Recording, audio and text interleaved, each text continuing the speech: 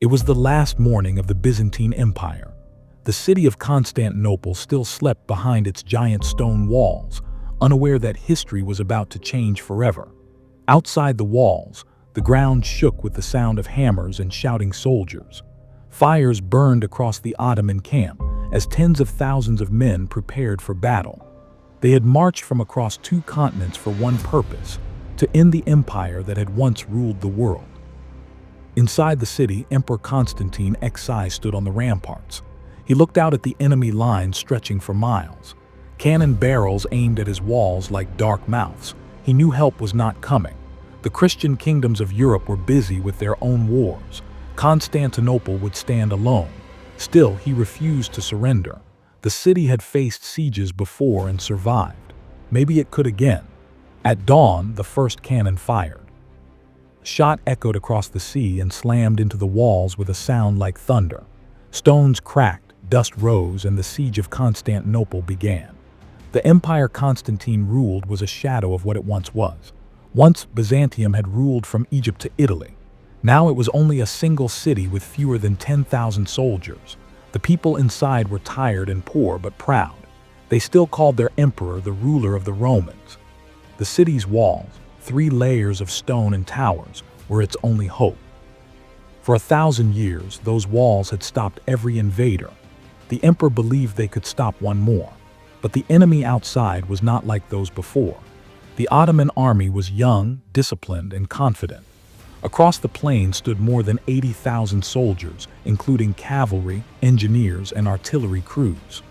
Their sultan, Mehmed II, was only 19 years old but already known for his ambition. He believed that capturing Constantinople was his destiny. He called it the final step in uniting his empire between Europe and Asia. Mehmed had prepared for this moment since childhood. His father, Mehmed II, had conquered most of the Balkans. Mehmed wanted more. He wanted the Roman capital itself. He studied maps of the city and built an army that combined experience with new technology. The Ottomans had something no one before had truly mastered: massive artillery. In the city of Adrianople, Mehmed tested new bronze cannons that could fire stone balls weighing half a ton. When he saw what they could do to stone walls, he ordered more. He also built one of the strongest fleets the empire had ever seen.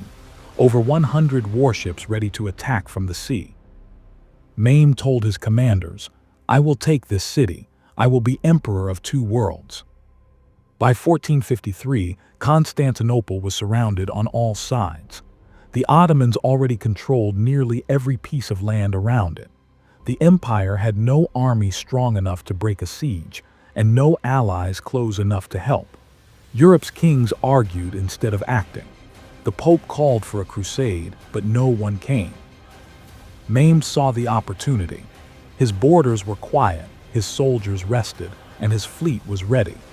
He knew if he took Constantinople, he would control the trade between Europe and Asia and become the most powerful ruler in the world. In early April, he gave the order to march. The Ottomans moved like a machine. Mehmed's men dragged hundreds of cannons across muddy roads. Thousands of horses and oxen pulled carts filled with gunpowder, food, and tools. In just weeks, they surrounded the city from land and sea. To block any help from reaching Constantinople, Mehmed built a fortress on the European side of the Bosporus called Rumeli Hisari. Across the water stood another fortress built by his grandfather. Together, they controlled the strait completely. Any ship that tried to reach the city could be sunk by cannon fire from either side. Constantinople was now fully cut off. Mehmed's greatest weapon was designed by a Hungarian engineer named Orban. It was called the Great Bombard. The cannon was over 8 meters long and could fire a single stone ball weighing more than 600 pounds. It took 60 oxen to move it and hundreds of men to load and fire it. When it shot, the ground shook like an earthquake. By the beginning of April, Mehmed's army reached the city walls. His soldiers set up camps, dug trenches, and positioned their artillery across the Lycus Valley, facing the main gate. From the ramparts, the people of Constantinople looked out and saw an army that seemed endless. tents, banners, and campfires stretching beyond sight. Emperor Constantine sent a final message to the Sultan asking for peace. Mehmed's reply was simple: "There is no peace. Give me the city and no harm will come to you. Refuse and all will die." Constantine answered, "To surrender the city is not in my power. We will fight." Mehmed nodded when he received the reply. There was no anger, no surprise. To him, this was destiny. On April 6, 1453, the bombardment began. Cannon after cannon roared through the day. Each shot smashed into the outer walls, throwing clouds of dust into the air. The defenders rushed to repair the damage each night using stones, wood, and earth. But the Ottomans kept firing.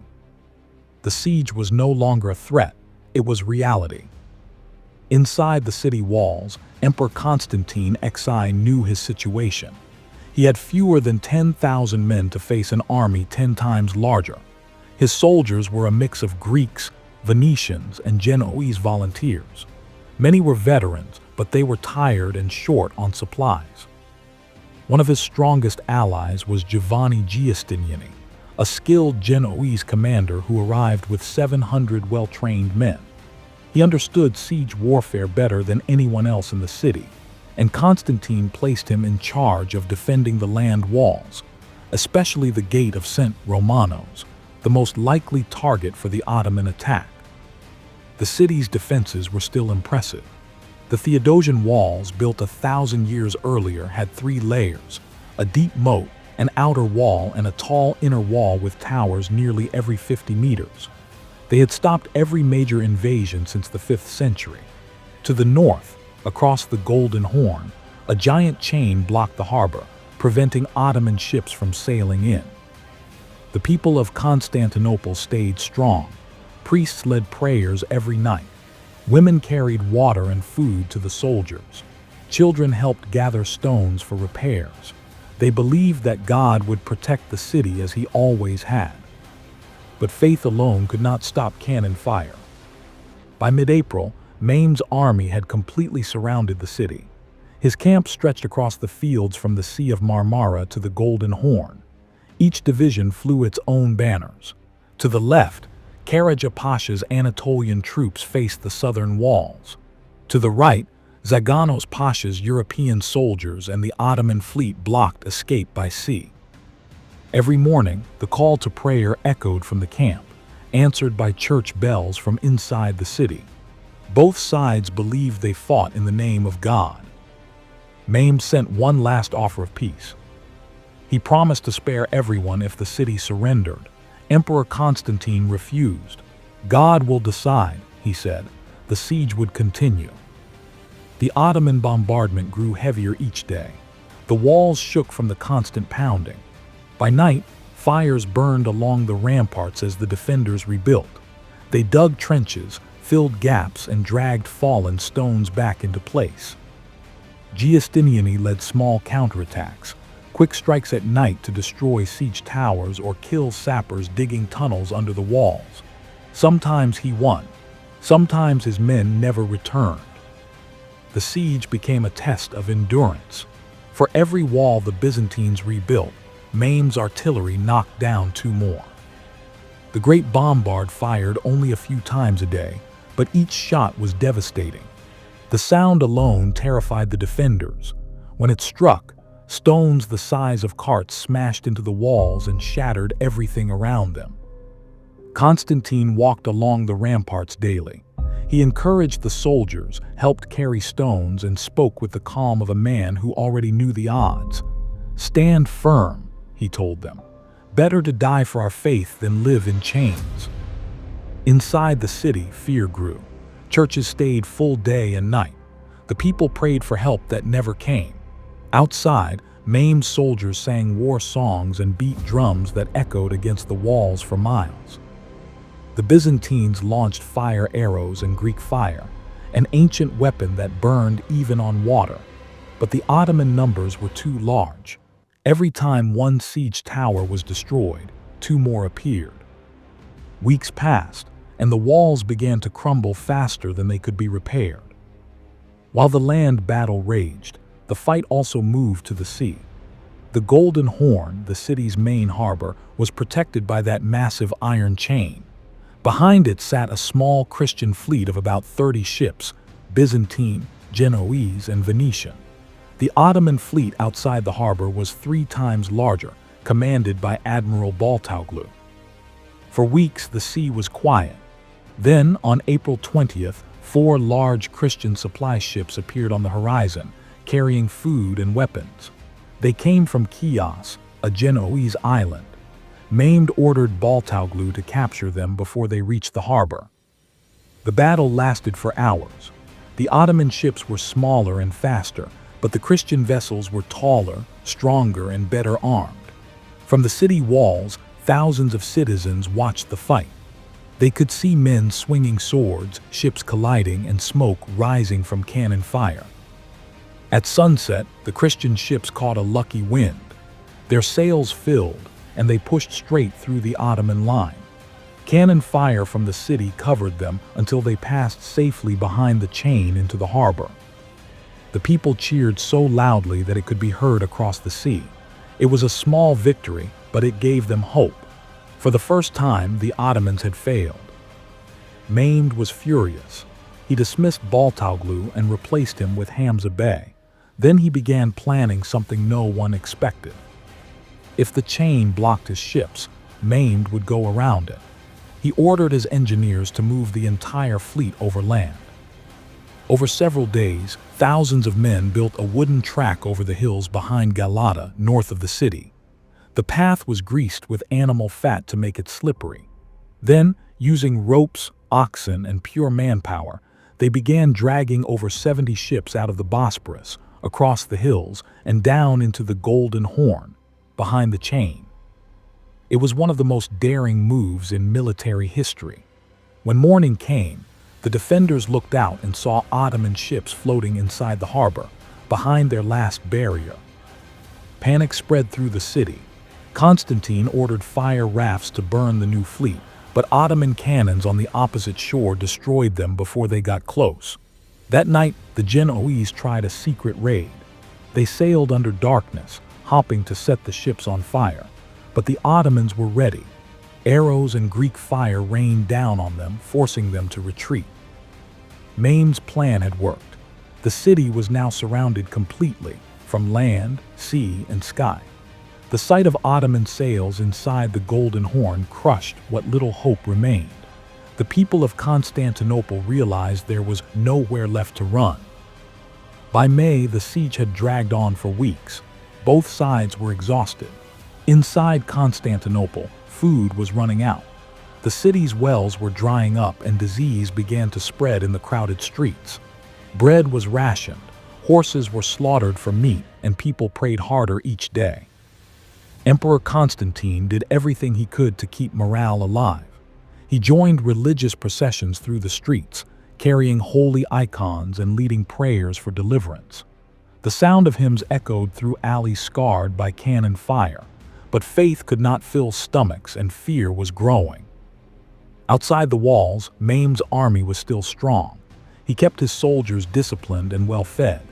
New trenches were dug closer to the walls every night. Cannon batteries were moved forward, and sappers tunneled underneath the city to collapse its foundations. Ottoman engineers worked with precision. When a section of the wall was damaged, Mehmed's men attacked immediately, forcing the defenders to fight day and night without rest. The difference between the two armies was clear. The Ottomans were getting stronger. The Byzantines were holding on by faith alone. Still, Constantine refused to surrender. He told his men, "We were born here. We will die here." By the last week of May, the city was nearly finished. Mehmed knew it. The defenders knew it too. On May 26, Mehmed called his generals into his tent. He told them the time had come for the final assault.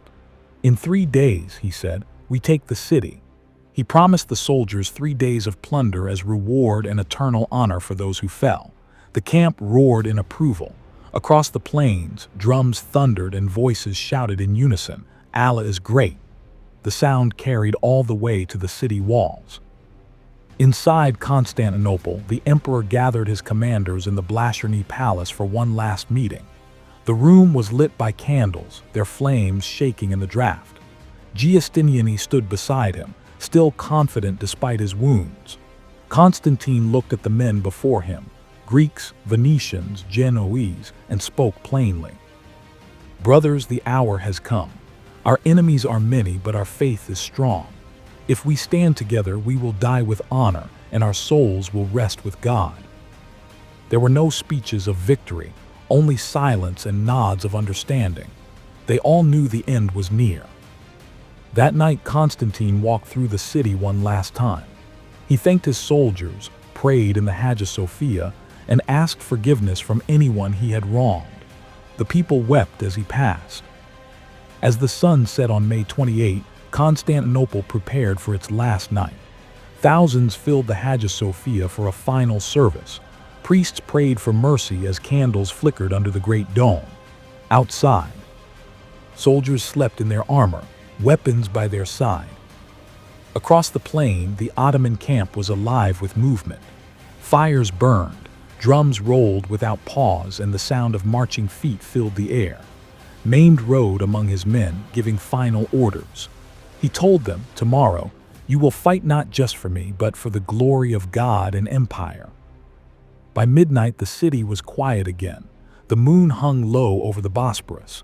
Somewhere beyond the walls, tens of thousands of soldiers stood ready. Inside, families prayed. Outside, armies waited. Then, just before dawn, the drums began. At about 1:30 a.m., the first Ottoman attack began. Thousands of Azabs, irregular soldiers, charged across the moat shouting war cries. They carried ladders and crude shields, trying to exhaust the defenders. Arrows and stones rained down on them. Within minutes, hundreds lay dead, but still they came. Their job was not to win, it was to wear the defenders down. After 2 hours of non-stop fighting, the Azabs pulled back. Smoke and dust hung in the air. Then the Anatolian infantry advanced. These were trained soldiers moving in organized ranks. The cannons fired again, hammering the walls at the gate of St. Romano, already cracked and weakened. The Anatolians climbed over the dead and attacked the breaches.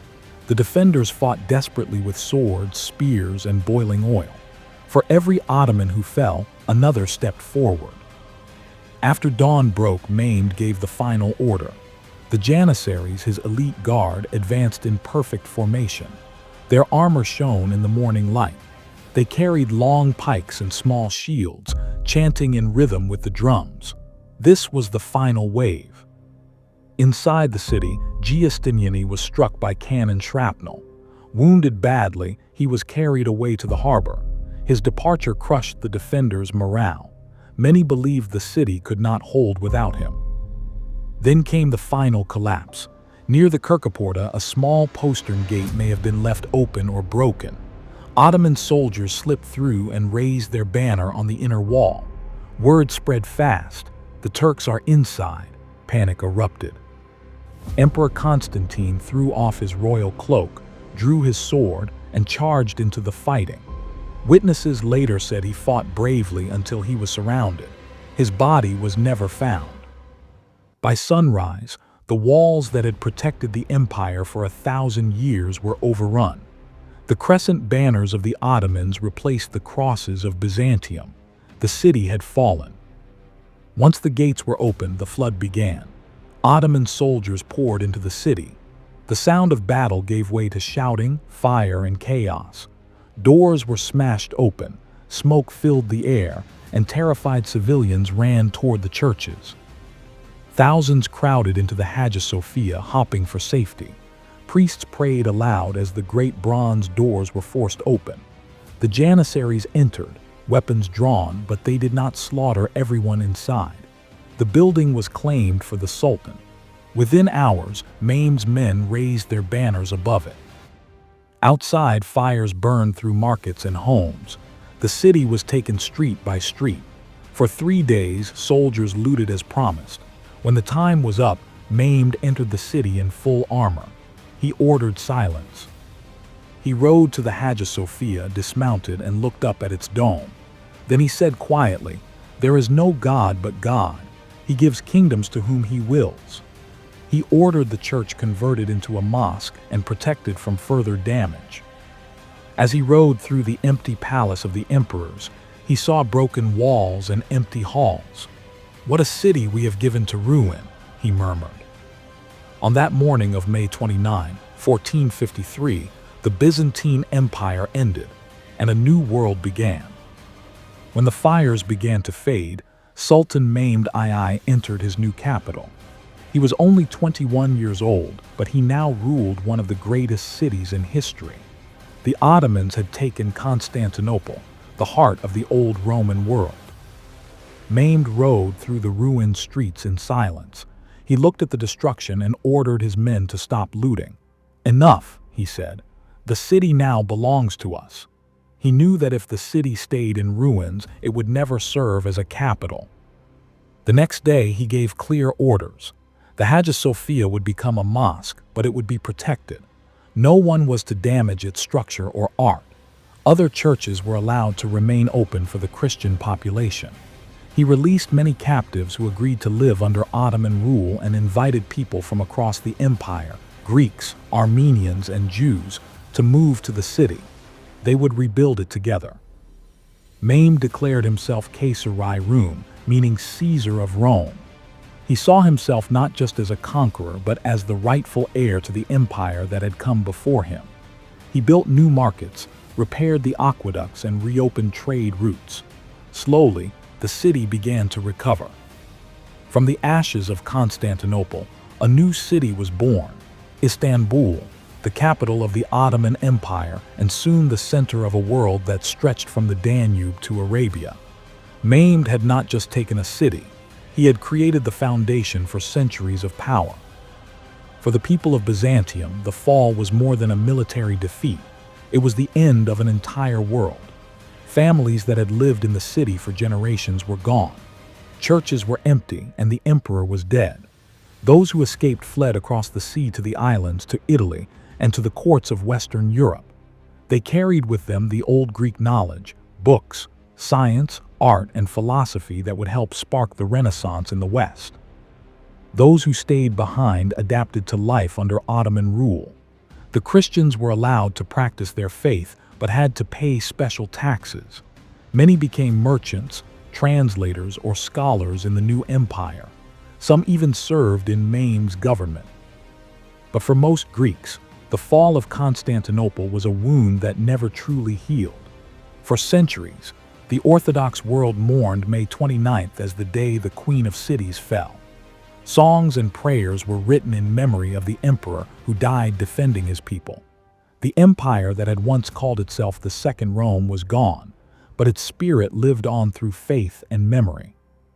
The fall of Constantinople changed the world forever. For 1,000 years, the city had been the bridge between East and West. When it fell, that bridge shifted. With the Ottomans controlling the Bosporus Strait, trade between Europe and Asia now passed through their hands. The old land routes became dangerous or expensive, forcing European kingdoms to search for new ways to reach India and China. That search would lead to the great voyages of exploration, the discovery of Africa's sea routes, and eventually, the Americas.